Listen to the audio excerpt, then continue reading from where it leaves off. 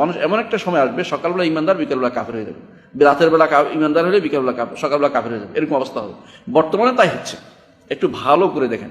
আর যারা কোরআন সুন্নাহর বাইরে চলে, দেশের বিদেশে ঘুরে বেড়ায়, কুফুরি মতবাদ নিয়ে আসে, কুফুরি নিয়ে আসে, ফলাফাইনগুলি কাফের বানাচ্ছে, দুষ্ট বানাচ্ছে, এই ফলাফাইনগুলি নামাজ পড়ে না, রোজা রাখে না, জাকাত দেয় না, বাপ মার সাথে ভালো ব্যবহার করে না, বাপ মারে বৃদ্ধাশ্রমে পাঠাই দিচ্ছে, তারপরে কথাবার্তা বলতেছে দিন বিরোধী কথাবার্তা, শরিয়া জানে না, দিন জানে না, কিছু জানে না।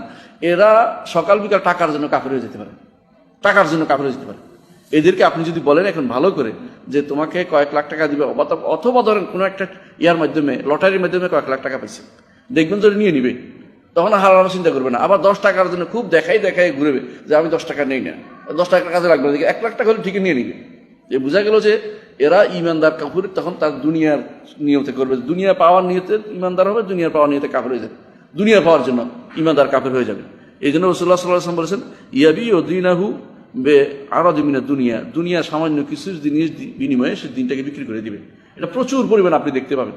সামান্য স্বার্থে আঘাত হলে তখন দুনিয়ার হিংসা বিদ্বেষ চালু হয়ে যায়, অথচ স্বার্থে আঘাতের বিষয় ছিল না। এটা দিনের জন্য সবকিছু মানুষের পরিত্যাগ করার বিষয় ছিল। রাসূলুল্লাহ সাল্লাল্লাহু আলাইহি ওয়াসাল্লাম যেটা করেছেন, সাহাবায়ে কেরাম যেটা হিজরত করে চলে গেছেন, দিনের জন্য তারা দুনিয়া ত্যাগ করেছেন। আর আমরা দুনিয়ার জন্য দিন ত্যাগ করে বিদেশে সন্তান পাঠাইয়া সেখানে তাদেরকে প্রোভাইড করার চিন্তা করতেছি। তো কোনটা? আমাদের সন্তানরা মিস্টার শ্যামসাং চৌধুরী হয়ে যাচ্ছে, শামসুদ্দিন চৌধুরী। কেন হয়ে যাচ্ছে? কারণ দুনিয়া দিন বিক্রি করে দুনিয়া নিচ্ছি। তাই অনেকে সন্তানদের রেখে আসতেছে ওখানে, ওই দেশে অনেকে দুর্ভাগ্যবশত ছেলেরে বাইরে ছেলে বানিয়ে নিয়ে যাচ্ছে, নাউজুবিল্লাহ। মানে কি কইতাম, বউ বানিয়ে নিয়ে যাচ্ছে বোনের, এরকম। মানে ইউরোপ আমেরিকার যাওয়ার জন্য যেন তাদের আর জীবন চলবে না, এটা না ছাড়া, এটা ছাড়া চলবে না। মিথ্যা কথা বলে, দিন বিক্রি করে, শরিয়া নষ্ট করে, মানে ইমান আমার নষ্ট করে, এমন কি আশ্চর্য জিনিস, নিজের বউকে বিয়ে দিয়ে নিয়ে যাচ্ছে আরেকজনের সাথে।